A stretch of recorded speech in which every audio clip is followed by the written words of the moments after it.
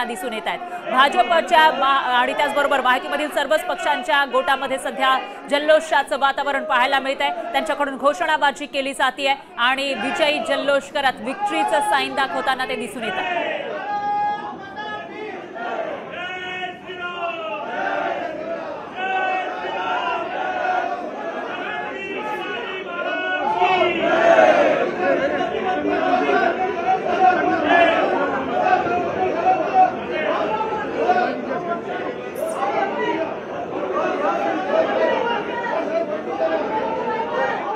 तर ही थेट दृश्य आपण बघू शकतो विधिमंडळ परिसरातले ही दृश्य आहेत। आज अधिवेशनाचा शेवटचा दिवस आणि याच वेळेला ही जी निवडणूक आहे विधान परिषदेच्या 11 जागांसाठी झालेली होती आणि त्या 11 मध्ये महायुतीचे 9 आहे। संख्याबळानुसार त्यांचे सर्वच्या सर्व उमेदवार विजयी झाले। तर दुसरीकडे महाविकास आघाडीला धक्का म्हणावा लागेल कारण त्यांचा कॉन्फिडन्स वाढल्याचं पाहायला मिळालं होतं आणि आपला तिसराही उमेदवार निवडून येणार असा विश्वास त्यांच्याकडून व्यक्त केला जात होता, मात्र तसं झालेलं दिसत नाहीये आणि आता चित्र स्पष्ट झालं आहे विधान परिषदेचं।